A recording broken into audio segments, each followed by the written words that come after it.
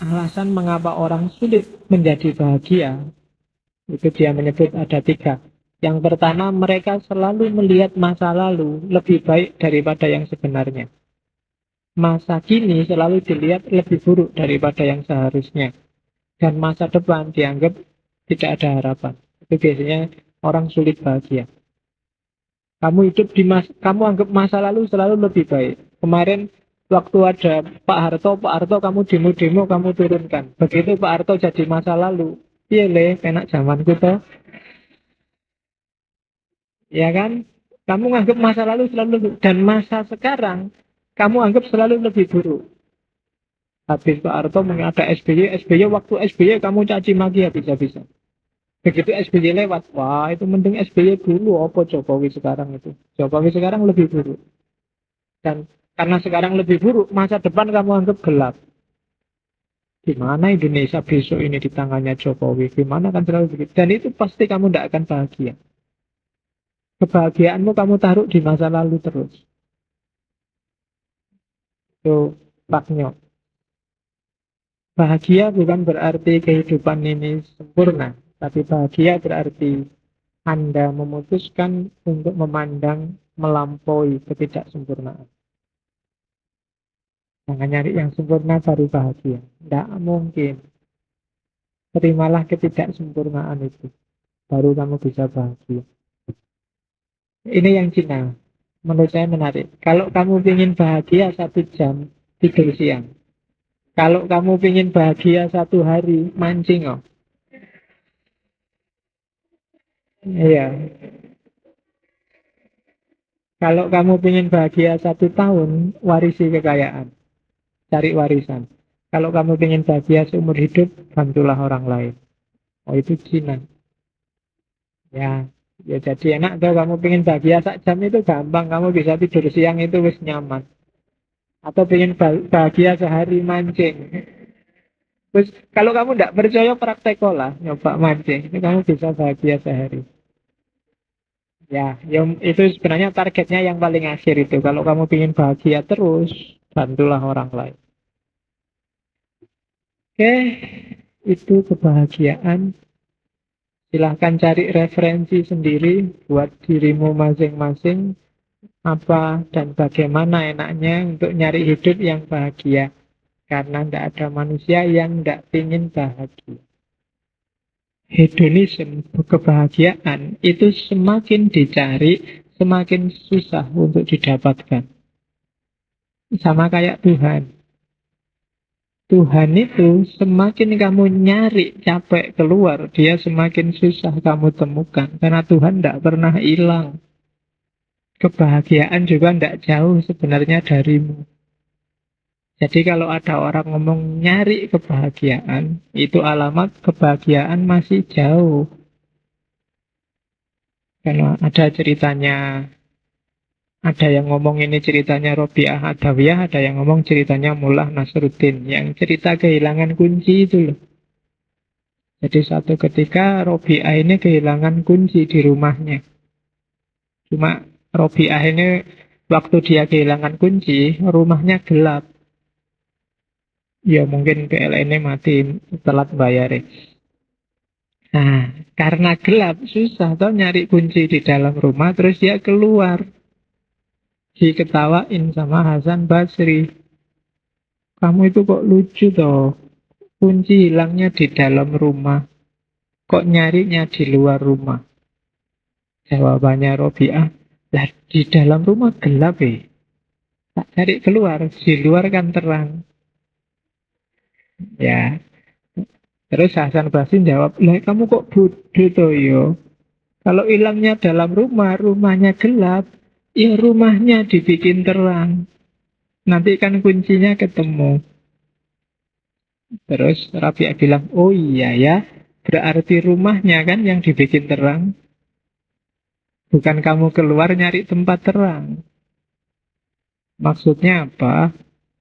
Ya kebahagiaan itu ada dalam dirimu. Tengok ke dalam. Kok nggak ketemu di dalam, berarti rumahmu gelap. Bikin terang. Jangan keluar nyari yang terang. Di dalam Di luar yang terang itu tidak ketemu kunci kamu. Ya memang di sana terang kamu bisa lihat apa-apa, tapi kuncinya tidak ada di situ. Kuncinya ada di dalam. Cari dalam dirimu. Temukan, ambil dalam dirimu. Nah itu kalau di Mill ada teori namanya paradok hedonism.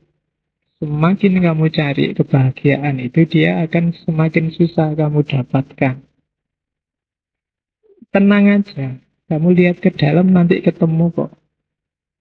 Karena sesuatu yang dikejar-kejar itu biasanya lebih susah untuk didapatkan. Nah itu agak paradok memang. Silahkan kamu cek sendiri dalam hidupmu. Setiap kali kamu bertekad mengejar, itu biasanya wabot untuk dapat. Saya pingin tahun ini targetnya itu biasanya berat sekali. Seminggu ini Pak, saya pingin menyelesaikan tulisanku Pak. Biasanya malah nggak jadi. Tiap kali pegang laptop baru mau apa ya mulainya ya. Terus besok aja lah kalau dapat bahan lagi besok. Biasanya malah nggak jadi. Tapi begitu kamu nggak ngerencana tiba-tiba pegang laptop, nulis jadi. Itu namanya paradok hedonism. Ini yang bikin kebahagiaan itu susah dijelaskan. Semakin akan dijelaskan dia semakin jauh. Karena setiap orang beda-beda. Tiga hal yang sangat penting kalau kamu ingin bahagia adalah ada sesuatu untuk dikerjakan, ada seseorang untuk dikasihi, dan ada sesuatu untuk diharapkan. Kalau kamu punya tiga ini, kamu akan bahagia. Sesuatu untuk dikerjakan banyak Pak, PR saya banyak yang belum selesai. Yang diharapkan, dicita-citakan, apalagi Pak. Cuma yang dikasih tidak ada Pak. Belum, berarti bahagianya belum lengkap. Oke, Helen Keller. Helen Keller ini Amerika, sastrawan. Ketika satu pintu kebahagiaan tertutup, pintu yang lainnya terbuka. Tetapi seringkali kita terlalu lama melihat pintu yang tertutup itu, sehingga kita tidak melihat pintu yang terbuka.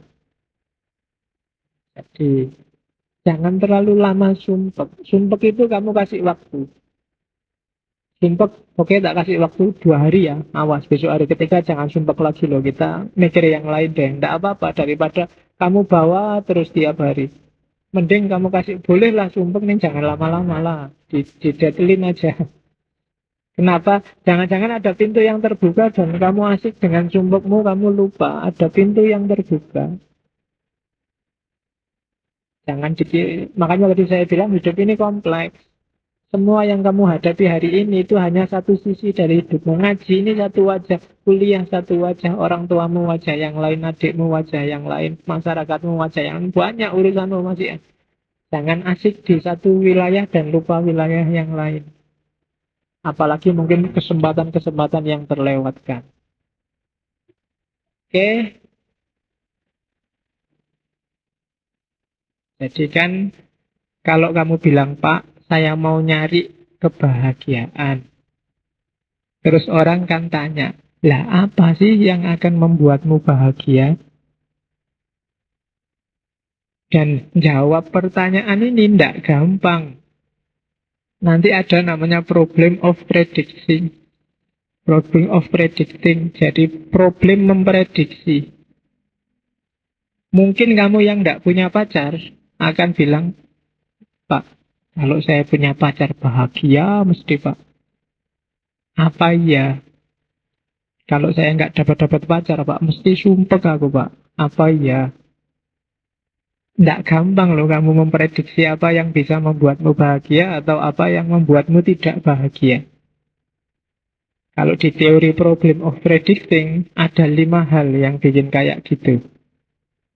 Yang pertama apa? Habituation, pembiasaan. Hidupmu itu sangat canggih. Manusia itu makhluk yang sangat cepat adaptasi. Habituation. Kamu merasa, Pak, misalnya kamu baru diputus pacarmu. Bayangkan aja kan, enggak beneran. Masalahnya kamu enggak punya pacar. Jadi, Andainya kamu diputus pacarmu, kamu kan tiba-tiba, waduh Pak, gimana saya menjalani hari-hariku besok? Gelap ini Pak. Enggak kok, habituation. Bentar aja nanti kamu akan terbiasa. Mungkin kemarin IP-mu bagus 3 berapa, 37, 38, 41. Terus tiba-tiba jatuh semester ini, entah karena apa. Mungkin dosennya sentimen sama kamu semua. Kamu merasa, waduh gimana ya aku kuliah enggak ya untuk sumpah gini. Tapi enggak. Besok, lusa, seminggu, 2 minggu, paling lama 1 bulan, kamu akan sudah terbiasa. Jadi susah memprediksi ketidakbahagiaan, kesenanganmu di mana. Pacar yang semula mungkin baru nembak, baru diterima, seneng luar biasa. Tapi saya yakin suwe-suwe ini 1-2 tahun sudah biasa aja. Kalau kemarin awal-awal nggak di SMS sehari aja kamu marah-marah, sekarang nggak di SMS 3 hari, peduli amat. Ya kan, yang lain masih banyak, ternyata lebih banyak yang dulu waktu ngejar-ngejar kayak satu-satunya, sekarang kok banyak cabangnya. Kan, habituation, kamu pembiasaan, terbiasa. Apakah itu kesenangan atau ketidaksenangan? Manusia punya daya adaptasi yang luar biasa. Sakit pun bisa habituation. Orang Indonesia dulu dijajah Belanda 350 tahun. Kok bisa ya Pak? Kamu membayangkan aja kan, kuat nggak ya aku dijajah? Tapi buktinya nenek moyangmu kuat. 350 tahun loh itu. Itu 4-5 generasi, 3-4 generasi dijajah. Dan santai-santai aja. Nggak ada bekasnya bahwa ini dulu sengsaranya bekasnya Belanda nggak terlalu kelihatan. Habituation. Manusia punya daya terbiasa. Yang kedua, set point. Set point ini semacam level. Jadi setiap orang punya levelnya sendiri. Jadi mungkin bagi kamu pegang uang 5 juta jauh senangnya luar biasa. Tapi levelnya Abu Rizal Bakri, uang 5 juta itu paling buat beli selilit. Apa 5 juta paling. Ya kan nggak ada rasanya. Itu namanya set point. Set point ini yang bikin kita sering overestimate. Jadi kita tidak sadar bahwa levelmu itu segitu. Dikasih lebih banyak, kamu merasa akan lebih dahsyat, tapi sebenarnya enggak. Karena set pointmu di situ. Kadang-kadang kita pakai istilah potongan kan, alah, potongannya orang kaya dilihat dari sudut manapun ya ketoke mantep kayak wong sugih. Tapi nek potongan kita itu ya mungkin tidak ada yang percaya. Mbok kamu kaya beneran cerita itu orang tidak percaya. Kenapa? Ya kan? Potongan kita itu set pointnya memang set point menengah ke bawah. Arloji yang 35, 25 gitu kan. Kalau pakai arloji mahal 1 juta orang tidak percaya. Alah potonganmu arloji 1 juta. Atau kalau pakai arloji mahal tangannya malah gatel. Jadi ya, itu namanya set point. Tiap orang punya set point sendiri. Bahkan kadang-kadang makanya ada IQ, ada SQ, EQ itu kan bisa ditakar. Itu semacam set point. Ya, memang takaran kepintaranmu memang segitu. Meskipun kamu mati-matian pengen aku harus ngalahkan dia yang ranking 1 ya kata ya Raisa. Itu sudah set point. Yang ranking 1 kadang tidak belajar aja ya tetap ranking 1.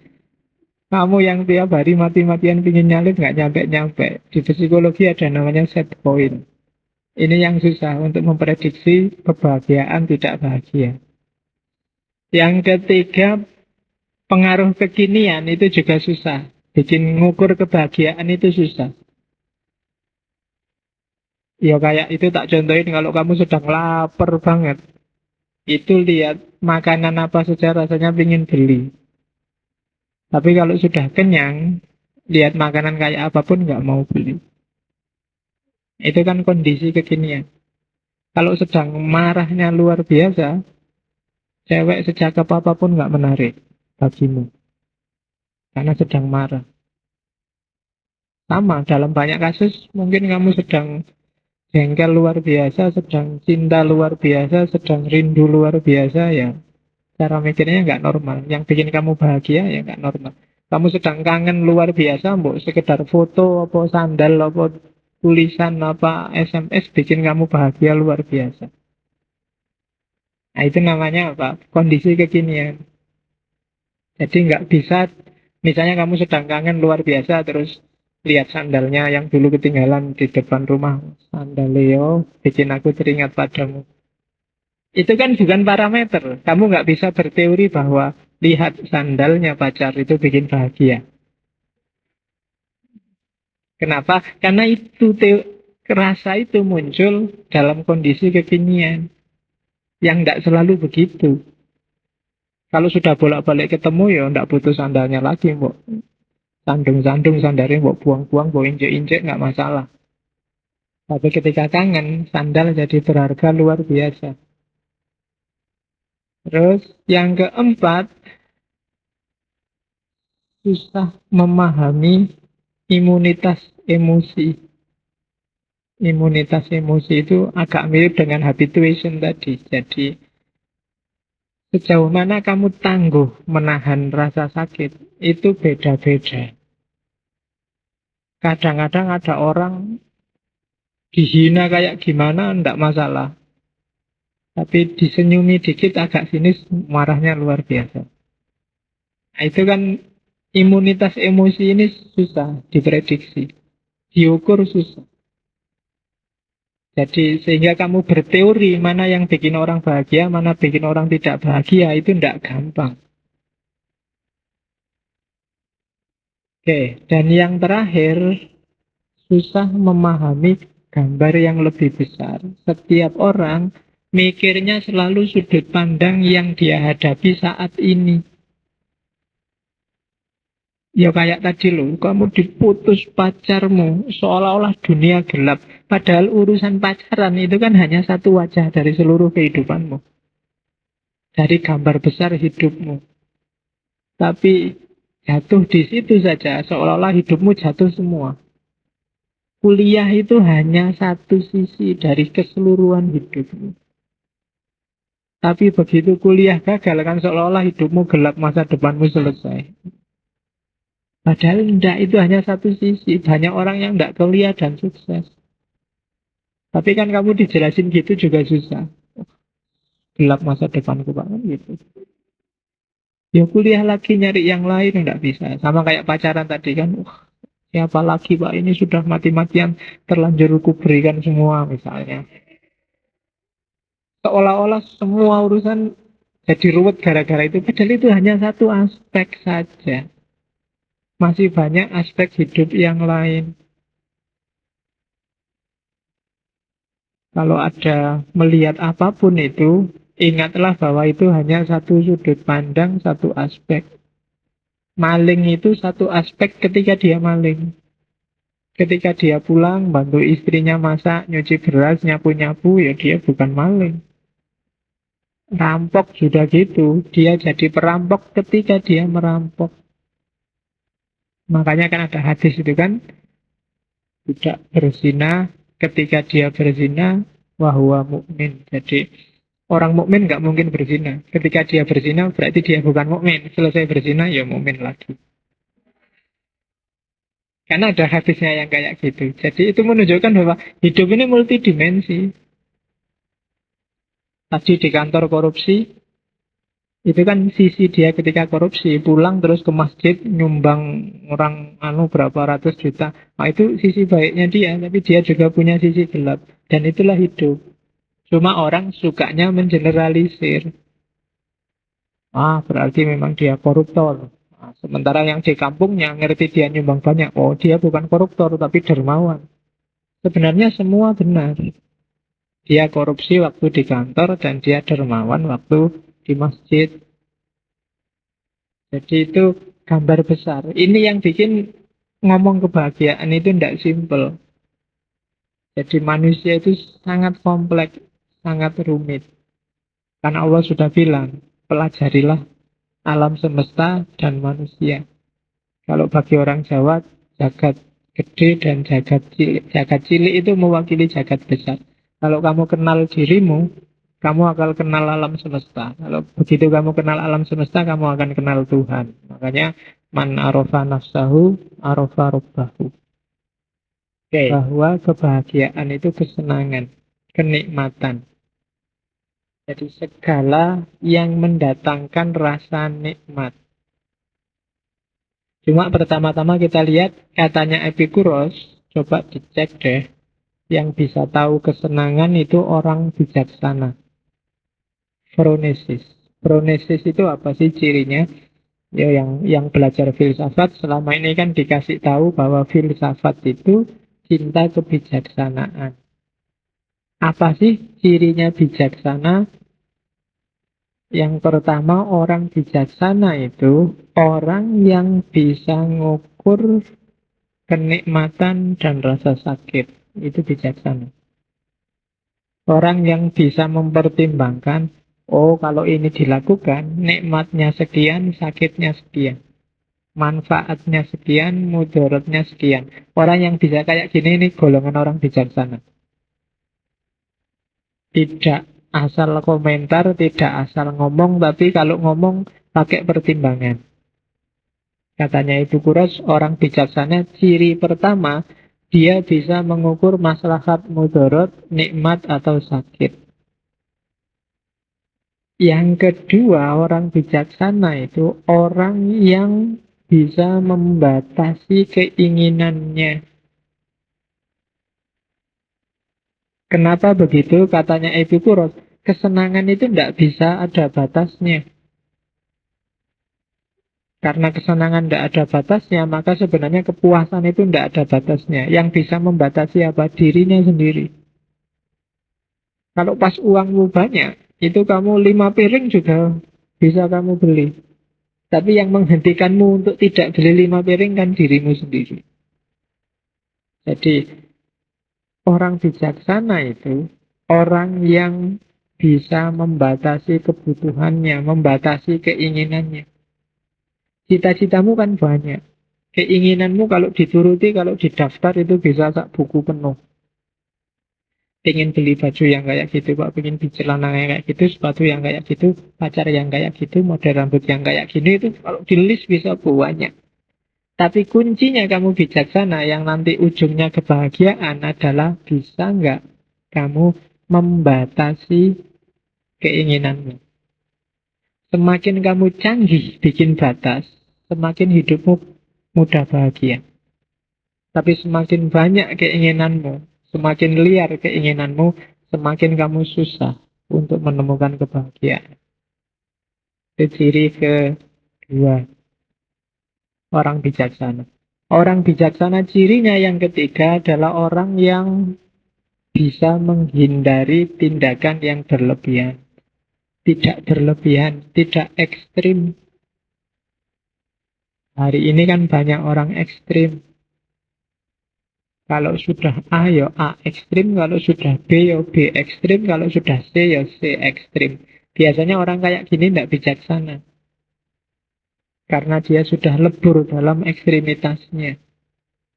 Contohnya banyak, mulai pemikiran, aliran, ideologi, mazhab, cara berpikir, cara beragama. Itu banyak yang ekstrim. Kalau sudah ekstrim berarti sudah berlebihan.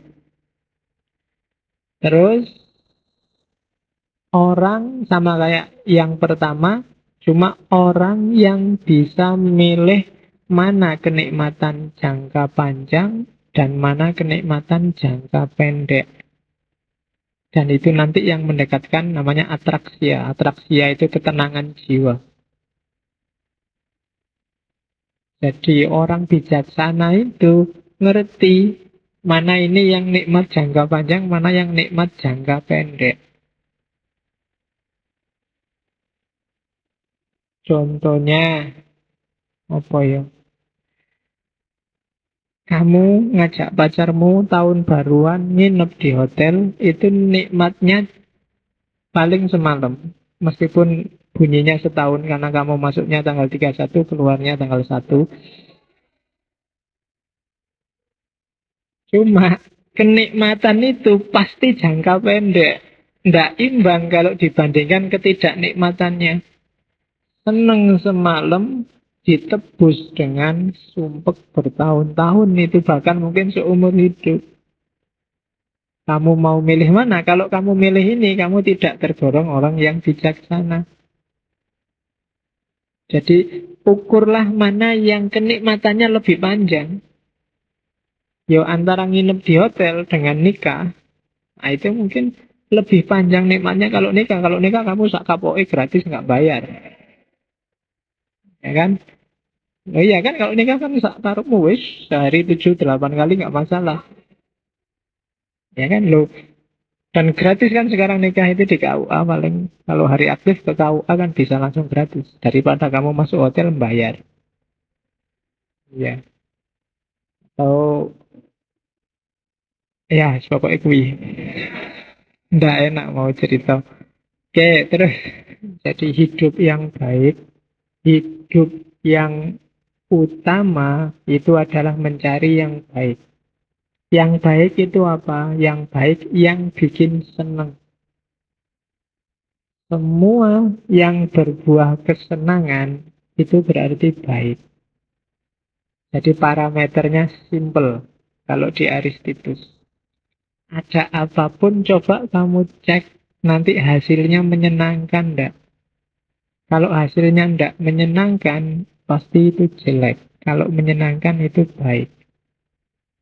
Jujur misalnya. Kamu kan kadang bingung, Pak kok rumit ya Pak. Ada jujur yang boleh, ada jujur yang enggak boleh. Kan kamu sering diceritain gitu. Ukurannya boleh yang enggak boleh gimana Pak itu Pak? Simpel kalau katanya Aristippus. Hasilnya menyenangkan enggak? Enak enggak? Kalau hasilnya menyenangkan berarti itu boleh. Kalau enggak menyenangkan berarti enggak boleh. Ngomong apa adanya itu kan bagus, tapi kadang-kadang juga jelek. Ngukurnya gimana? Hasilnya aja menyenangkan enggak? Ada temenmu misalnya gondut, tubuhnya besar, terus kamu halo ndut, nah itu kan hasilnya enggak menyenangkan. Meskipun jujur, kamu ngomong loh salah saya apa? Saya ngomong apa adanya kan. Cuma itu tidak menyenangkan hasilnya. Kamu kehilangan teman, dia marah, dia tersinggung. Berarti apa? Meskipun kamu jujur ngomong apa adanya, tapi jelek, tidak utama itu berarti. Jadi ukuran moralitas diukur dari kesenangan yang dimunculkan. Oke. Minum teh ini, nah, tak kasih contoh. Nah, saya haus. Ini baik. Kalau saya suka sama teh sehingga waktu minum saya seneng. Tapi kalau saya tidak suka teh, misalnya ini manis, mungkin saya punya kencing manis. Jadi minum teh ini tidak tak minum gimana. Tak minum sudah dikasih, padahal aku punya penyakit. Hasilnya kan nggak menyenangkan. Maka takmir yang ngasih minum ini itu sebenarnya nggak baik. Atau tiap rebu kok teh terus sekali-sekali ganti opo kayak misalnya. Loh, Bu, yo iki contoh. Loh ya kan, loh padahal tadi niatnya apa? Cuma kok hasilnya ndak bagus. Berarti tidak utama. Itu teorinya Aristippus. Lah yang ngukur menyenangkan apa tidak menyenangkan itu apa? Yo akal. Manusia kan dikasih akal. Dengan akal dia harus ngukur apakah yang didapat kesenangan atau kesusahan. Kalau itu kesenangan berarti baik. Kalau itu kesusahan berarti jelek. Nah, katanya Aristippus juga, kesenangan itu sifatnya aktual. Jangan ngukur kesenangan yang potensial. Aktual itu maksudnya apa? Senang sekarang di sini. Bukan senang besok, juga bukan senang dulu. Kalau senang besok, itu tidak jelas. Iya kalau senang beneran, kalau enggak. Kalau senang yang dulu itu sudah lewat. Senang dulu itu berarti katanya Aristippus hanya ingatan akan kesenangan. Kalau senang yang akan datang itu senang yang belum jelas. Jadi harus akal mengukur mana yang menghasilkan kesenangan sekarang dan di sini. Bukan kesenangan dulu atau kesenangan besok. Loh Pak, dulu dikasih teh enggak apa-apa toh Pak. Dulu kan, sudah lewat. Sekarang, loh Pak, teh itu sehat loh Pak. 3 tahun lagi kalau Bapak rajin minum teh, nanti apanya jadi semakin, ya kan besok 3 tahun lagi. Sekarang itu loh.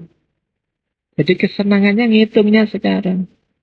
Misalnya kamu tadi temenmu yang kamu panggil, halo gendut, itu dia marah-marah, loh jangan marah. Kalau kamu tak bilangin gini terus, besok mentalmu akan kuat. Kalau ada yang bilangin kamu gendut. Iya besok. Tapi ngukurnya sekarang. Sekarang dia tersinggung, maka sekarang itu jelek. Jadi kesenangannya harus aktual.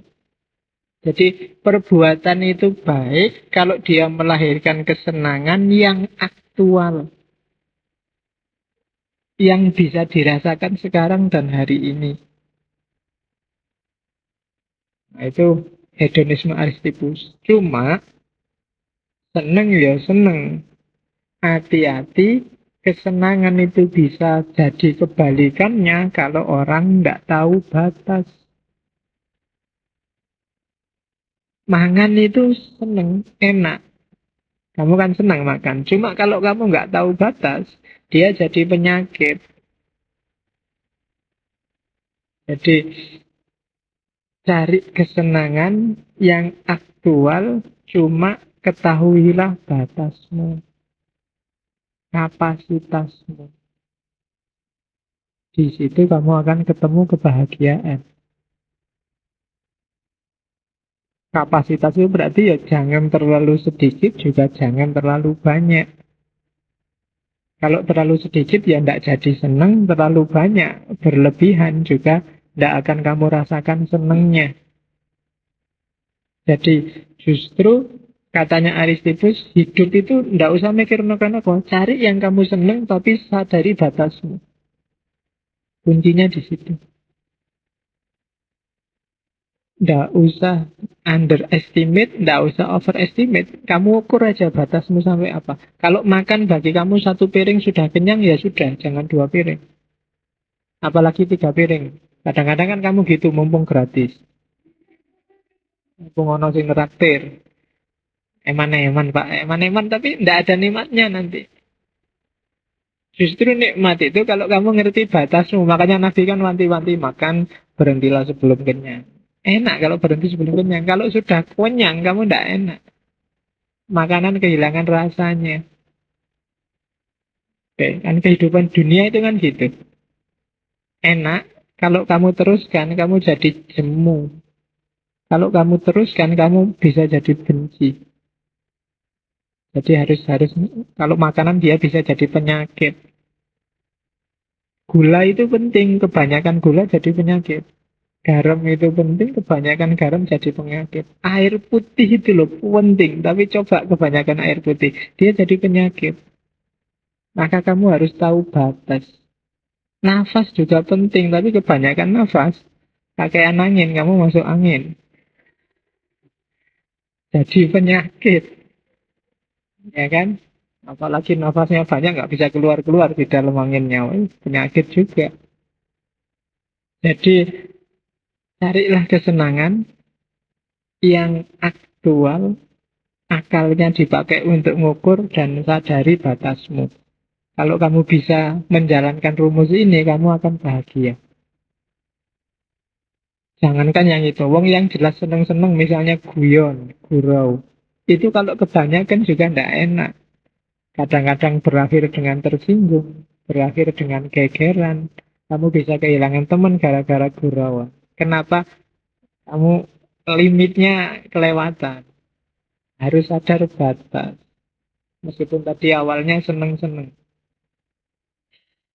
Kenapa sih harus jadi orang bijaksana tadi? Tujuannya apa? Kalau katanya Epicurus, tujuannya adalah atraksia, ketentraman jiwa, bebas dari kerisauan, hidup secara seimbang. Boleh sih kamu milih kenikmatan yang sesaat tadi, tapi kamu tidak akan menemukan atraksi ya. Jiwamu tidak akan tenang. Hidupmu mungkin sering bete dan sering galau, tidak seimbang.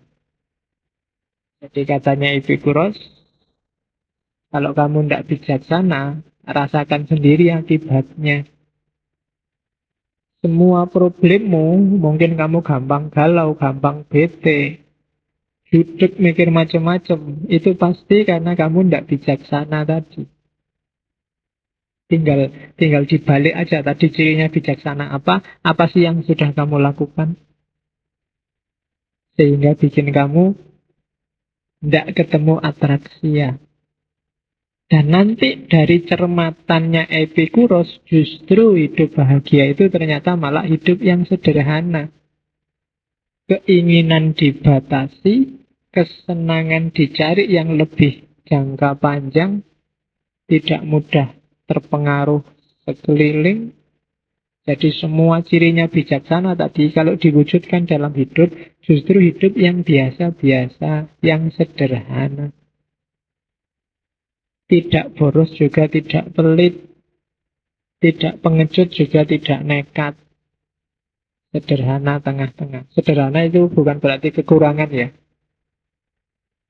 Sederhana itu simple. Simple itu apa adanya, apa butuhnya. Butuhnya 5 ya ngambil 5. Butuhnya 10 ya ngambil 10.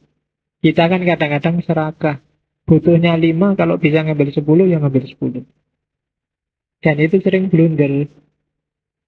Sebenarnya di Jogja mungkin sebulan sebanyak-banyaknya paling kamu 1 juta itu bagus. Uang sakumu. Tapi kan kadang-kadang kamu minta lebih ke orang tua. Beli buku lah, bayar apalah, kan kamu ngapusi itu. Itu biasanya malah jadi sumber masalah. Ketika kamu nambah yang tidak seharusnya, atau mungkin mengurangi dari yang kebutuhanmu, yang terjadi pasti problem. Kamu akan kehilangan atraksi.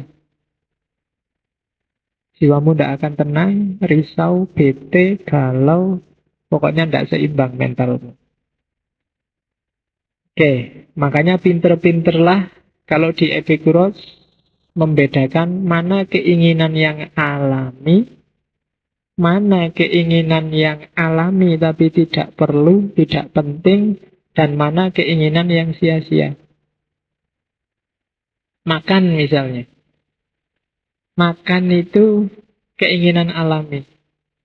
Setiap orang butuh makan. Cuma kalau bisa cukup keinginan alami saja.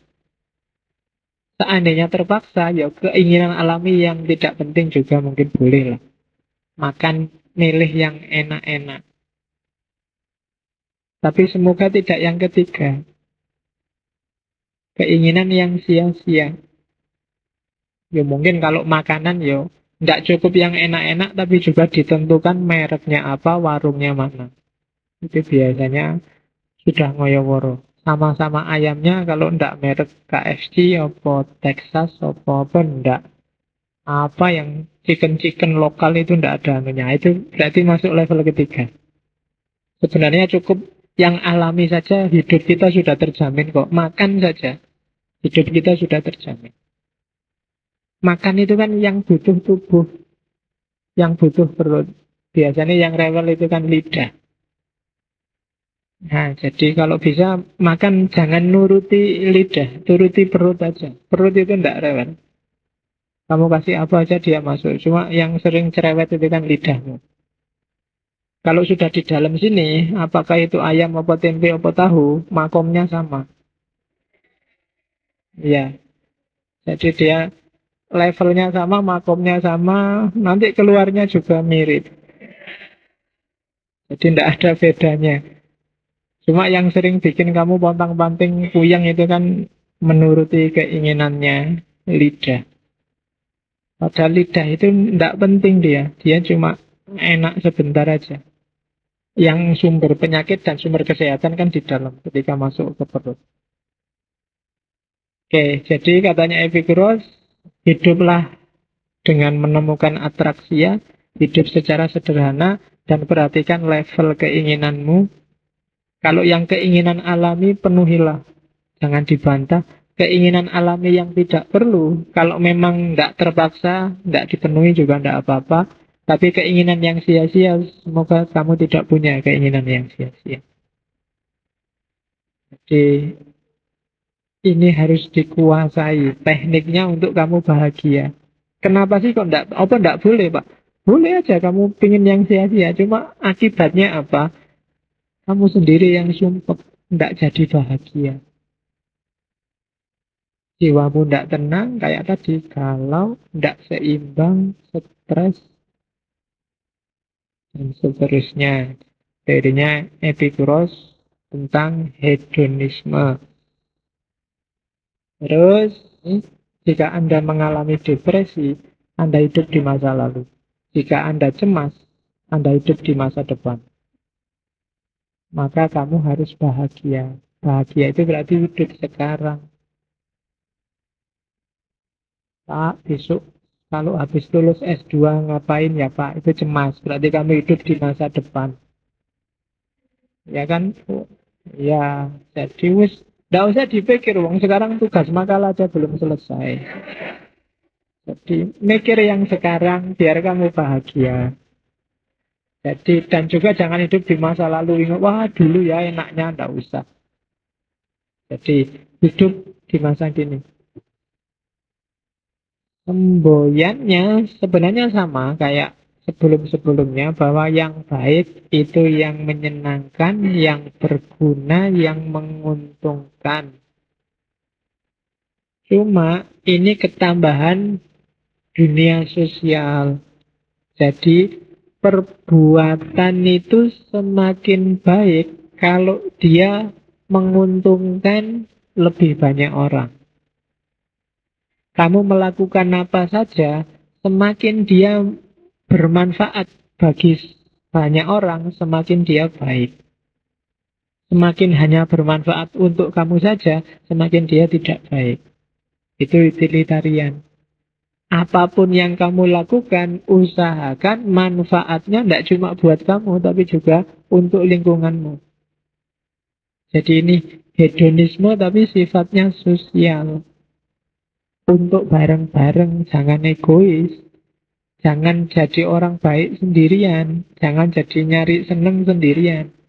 Ajaklah teman-temanmu. Semakin banyak yang dapat keuntungan dari perbuatanmu, semakin perbuatanmu baik. Jadi, kalau neraktir teman, semakin banyak teman yang ditraktir, semakin baik perilakumu. Ya, jadi ya contoh paling gampang itu namanya utilitarian, utility, utilitas, kegunaan, faedah. Hari ini kan banyak orang yang egois, mikir dirinya sendiri, keuntungannya sendiri, kesenangannya sendiri. Cuma katanya Mil sama Bentham, tidak salah sih orang kayak gitu. Cuma derajat kebaikannya akan semakin tinggi kalau manfaatnya dirasakan lebih banyak orang. Ngaji kayak gini, semakin banyak peserta, bukan peserta sih, semakin banyak yang mengambil manfaat, itu semakin baik. Tapi meskipun banyak yang datang, tapi bingung itu manfaatnya apa, ngaji kayak gini, tidak jelas.